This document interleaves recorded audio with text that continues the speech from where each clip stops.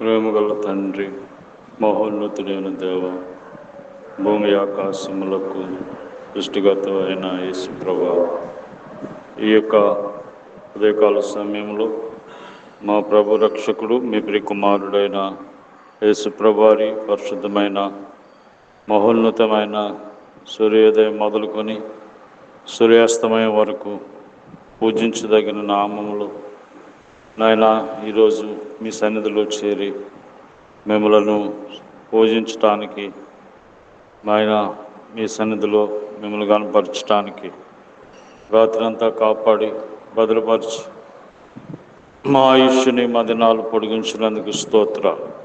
సజీవులుగా ఉంచినందుకు స్తోత్ర. సజీవులే కదా మిమ్మల్ని స్తుతించేది. అట్టి వారిలో మమ్మల్ని సజీవులుగా ఉంచినందుకే వందనాలు నాయన. మరి ఉదయ కాలంలో మా జీవితంలో మాకు కావలసిన మీ జీవం కలిగిన మాటలను, సంతోషకరమైన ఆదరించే మాటలను మీరే మాకు ప్రసాదించమని యేసు ప్రభు నామంలో ప్రార్థిస్తున్నాం తండ్రి, ఆమేన్.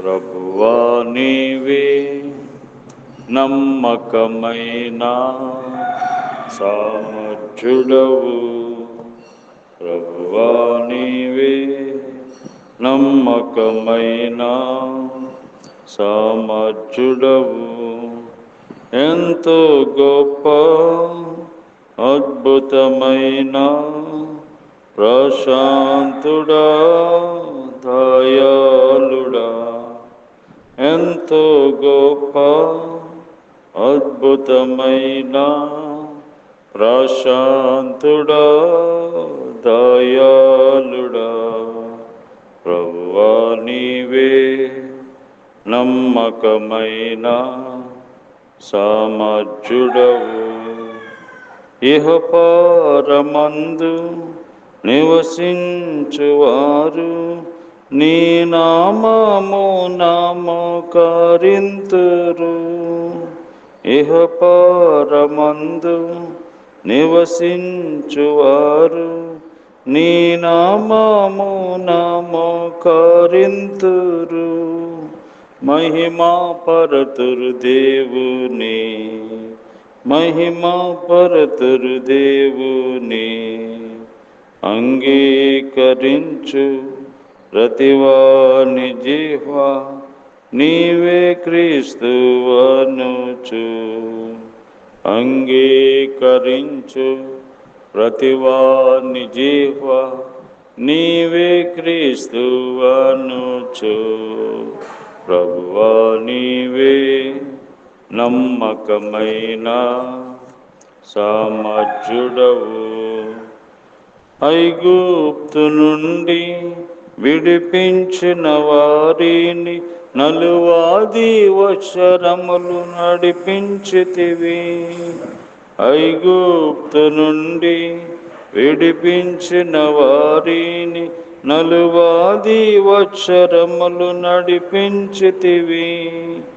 కాచితివి కనుపాపగా, కాచితివి కనుపాపగా ఉంచియున్నావు మాదిరిగా వారిన్, నీ ఆలోచన గొప్పది, ఉంచియున్నావు మాదిరిగా వారిన్, నీ ఆలోచన గొప్పది, ప్రభువా నీవే నమ్మకమైన సామర్థ్యుడవు, ప్రభువా నీవే నమ్మకమైన సామర్థ్యుడవు.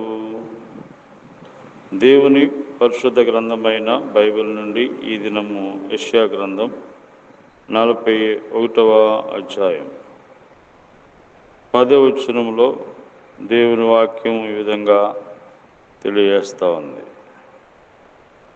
నేను నీతో చెప్పి ఉన్నాను, నీకు తోడై ఉన్నాను, భయపడకుము, నేను నీ దేవుడునై ఉన్నాను, దిగులు పడకుము, నేను నిన్ను బలపరుతును, నీకు సహాయము చేయవాడను నేనే, నీకు సహాయము చేసేవాడను నేనే.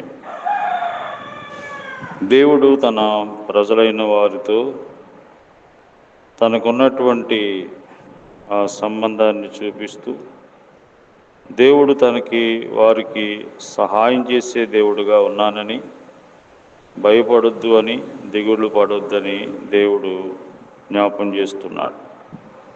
సహాయం చేసే దేవుడు, ఆయనే సహాయకుడు.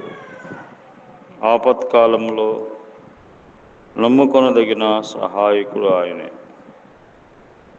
ఈ లోకంలో మనకి ఎంతోమంది సహాయం చేస్తామంటారు, కానీ ఎవరు కూడా మన ఆపదల్లో, మన కష్టముల్లో, మన ఇబ్బందుల్లో మనకి సహాయం చేసేవారు ఎవరు ఉండరు. కానీ మన ఇబ్బందుల్లో, ఆపదల్లో మనతో ఉండే దేవుడే. కాబట్టి దేవుడు మనకి సహాయం చేయాలంటే మనం ఏం చేయాలి? కీర్తన 115 అధ్యాయము 10-11 వచనాలు. అహరోను వంశస్థులారా, యెహోవాను నమ్ముకొనుడి. ఆయన వారికి సహాయము, వారికి కేడము.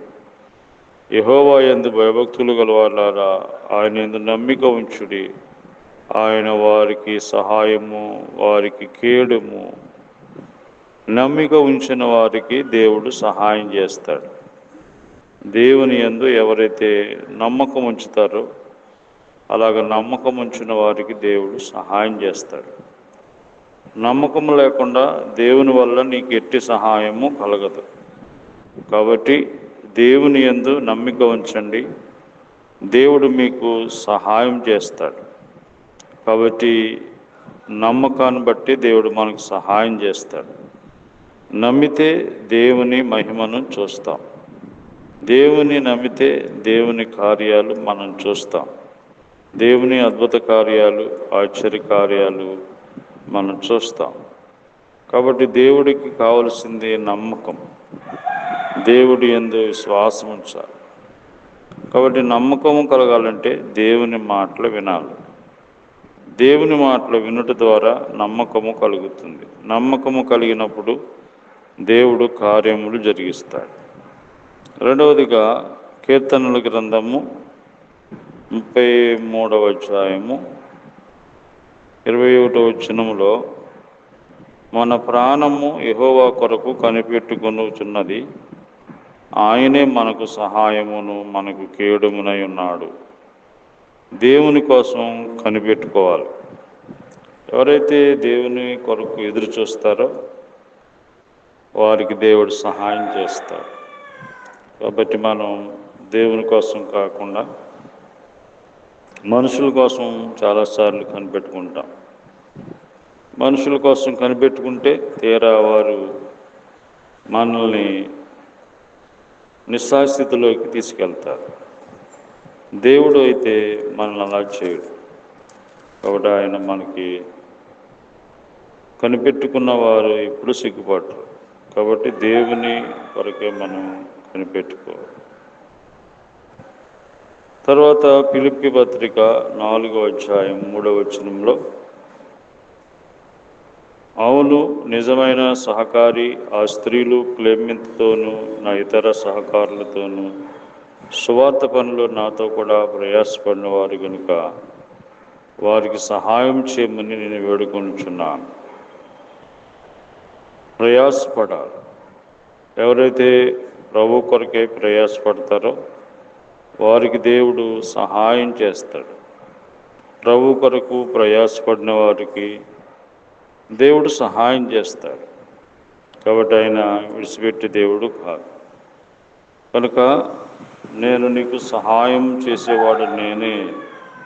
దేవుని సహాయం మనకు కలగాలంటే మొదటగా నమ్మకం ఉంచాలి, రెండవదిగా నిరీక్షణ కలిగి ఉండాలి, మూడవదిగా ప్రభు కొరకై ప్రయాసపడాలి. అప్పుడు దేవుడు మనకి సహాయం చేస్తాడు. ఆ విధంగా దేవుడు మనకి సహాయం చేయునుగాక. ప్రేమగల ప్రభువా, సహాయం చేసే దేవుడు, మరి మీరు మాకు సహాయం చేయాలంటే మాలో ఏముండాలో, మేమేం కలిగి ఉండాలో మాట్లాడుతూ వచ్చారు.